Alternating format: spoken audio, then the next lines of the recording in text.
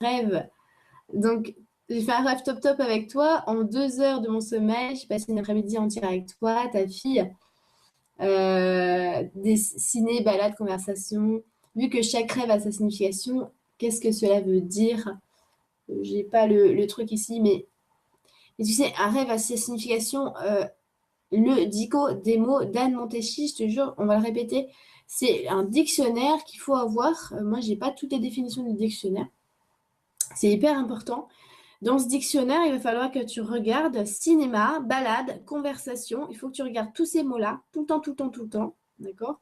Il faut que tu regardes le fait que ça soit moi, mais pas en tant que moi. Ça veut dire moi en tant que contemporaine, par exemple, ou femme.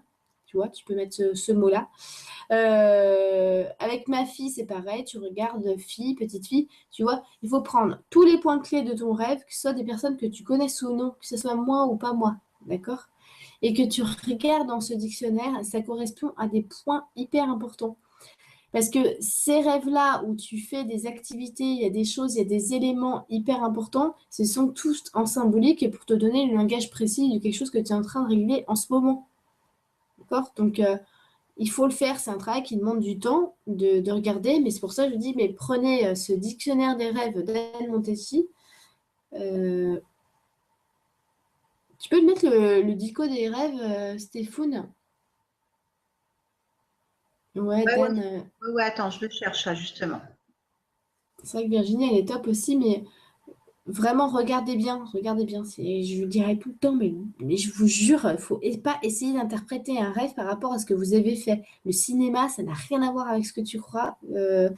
Pareil, la balade, pareil, une femme, genre, c'est un truc tout con, mais une femme blonde dans un rêve, c'est attrait au mensonge, par exemple. Vous voyez, ça n'a rien à voir avec le rêve en lui-même. Tout ça, c'est de la symbolique.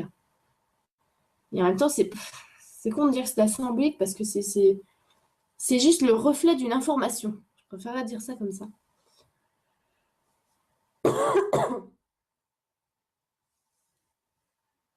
Mais là, je pourrais pas prendre ton rêve, tout, et puis tout expliquer. Il me faudrait le dico, le machin, ça me prendrait pour faire vraiment bien voir ton rêve. Généralement, je mets entre 20 minutes et 40 minutes pour vraiment faire tout. Puis parce qu'après, s'il y a plus, je les écoute et je leur dis de me détailler tout. Évidemment, ça peut mettre 1 heure et demie, hein, c'est sûr.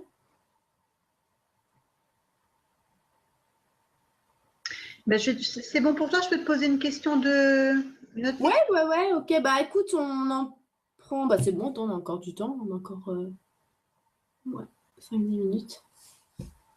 Ok, alors une question de Chloé qui dit qu'elle a d'énormes problèmes relationnels en ce moment. J'ai l'impression que ce que j'émane est violent pour les autres et inversement. Euh, Y a-t-il un travail à faire sur moi-même ou sur les deux? Merci. Alors c'est de qui? D'une personne qui s'appelle Chloé Clo. J'ai l'impression ce que j'émane. Alors attends, j'ai pas trop. Tu veux que je te le relise? Ouais, je veux bien. Alors, j'ai d'énormes problèmes relationnels en ce moment. J'ai l'impression que ce que j'émane est violent pour les autres et inversement. Ouais. Ouais, mais ça vient pas de toi, hein.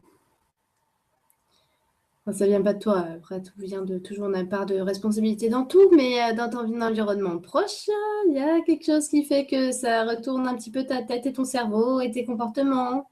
Ça commence par un P, ça finit par un O. Désolée, on en revient toujours là, mais de toute façon, il faut dire qu'ils sont absolument partout, hein. Et attends, c'est en 2 lettres. Et c'est en 2 lettres. Et c'est en 2 lettres, ouais. Mais allez, je te le mets dans le mille que tu te reconnais pas, que tu as des comportements où tu as l'impression que c'est même pas toi-même et que tu nages dans une espèce de violence comme ça, intérieure, extérieure, pénible. Regarde bien, regarde ton entourage et voilà, regarde bien.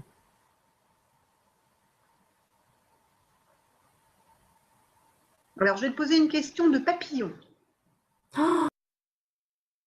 Attends, il y a Mélanie qui demande si elle doit se faire enlever la thyroïde. Alors, surtout pas. Ah oui, non, mais horreur. La thyroïde, c'est un truc hyper important. D'ailleurs, franchement, il faudrait rien enlever dans le corps. Il n'y a rien qu'à acheter. On est très bien foutu. Voilà. Donc, si tu as des problèmes de thyroïde et machin, et que les médecins ils t'ont foutu un gros coup de flip parce que tu as un goitre ou un je sais pas quoi, on me l'a dit 3 millions de fois, non, arrête. Hein. Faut pas l'enlever. Tu te rends compte, après, ça sera des médicaments toute ta vie. Mélanie, est-ce que ça peut être un frein à l'évolution spirituelle si j'enlève ma thyroïde? Allô, c'est une glande hyper importante qui régit énormément d'autres trucs qui sont hyper importantes pour toutes tes capacités, que ce soit en physique ou en subtil. Oui, oui, oui, non, non, c'est hyper. Moi, je te le dis, je ne suis pas médecin, mais alors, mon Dieu, je sais ce que ça fait. Oh là là, faut pas l'enlever, hein. Par contre, apaiser la thyroïde, tranquille, réguler ta thyroïde, regarde, chakra de la gorge, regarde ton chakra de la gorge. Tu tapes euh, cinquième chakra, tu vas sur un site qui s'appelle Énergie Santé, tu as tout la typo du cinquième chakra, tu vois toutes les peurs, toutes les forces, tout ce qui peut être touché à cinquième chakra. Tu regardes bien pourquoi toi, il ne tourne pas comme il faut, tu vois. Et puis voilà, tu as aussi le mode d'emploi des chakras que j'ai fait. Tu regardes le mode d'emploi des chakras, chakra de la gorge, tu le lis, tu regardes ce que ça fait dans ta vie. Tu essayes de travailler sur ton cinquième chakra, d'accord? Vraiment.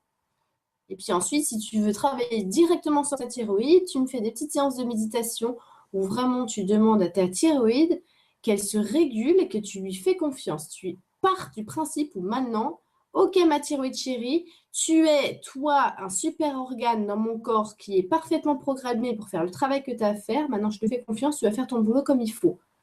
Hyper important. D'accord? Ah ouais, parce que ça fait flipper ça. Hein. Ok Stéphane, excuse-moi.